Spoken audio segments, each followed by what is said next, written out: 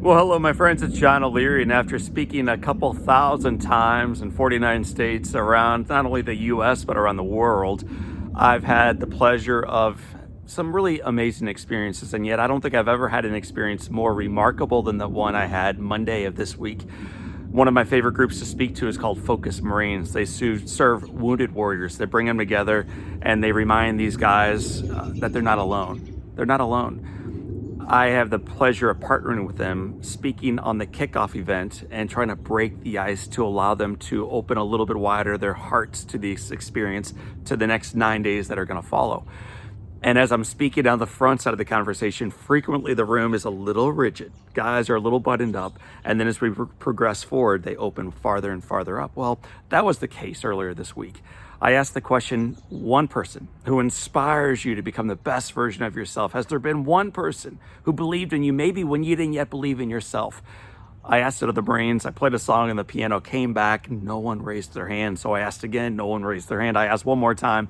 And then finally in the back of the room, a gentleman, tank of a man, put his hand high in the air. He came to his feet. The entire room gave him a big, long ovation for having the courage to share. And then he said, John, there's one. When I came back from Iraq, many of my friends did not understand what I went through, and so they pulled back. As I went farther and farther down the spiral of PTSD, many of my family members pulled back. As I went from job to job, not really comfortable yet with myself and with my surroundings, many of my employers and fellow employees pulled back. I met a lady early in the journey, though, who worked at the VA, who, instead of pulling back, leaned in. She believed in me when I did not yet believe in myself. She believed in me as I struggled with PTSD. She believed in me when I went through some legal challenges. She believed in me when I wasn't yet even able to believe that my life was worth living. She believed, John. And he said, and she's the reason why I'm here tonight. So with this, all of us guys in this room are kind of breaking down a little bit. We're showing a little bit of emotion. And then it gets even better when he looks to his left and says, Greta, you are the reason why I'm here tonight. You are the reason why I'm alive. And you are the person who inspires me to become the best version of myself. With that, he leaves his table, walks 3 tables down. There's a nurse over there. He pulls her in. She's crying. He's crying. Now all these seasoned warriors are crying. And after this emotional share, the entire experience for the rest of us changed.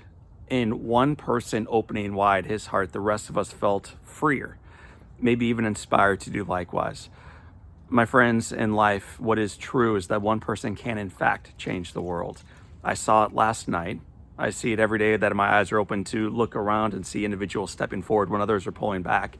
And the invitation for you on this day, as that dog is walking behind me, is that you will choose in your journey, Marines or nurses or school teachers or children or retirees or whatever your role is, to step forward, to believe in those who yet may not believe in themselves, and to remind them that the best of their journey remains in front of them.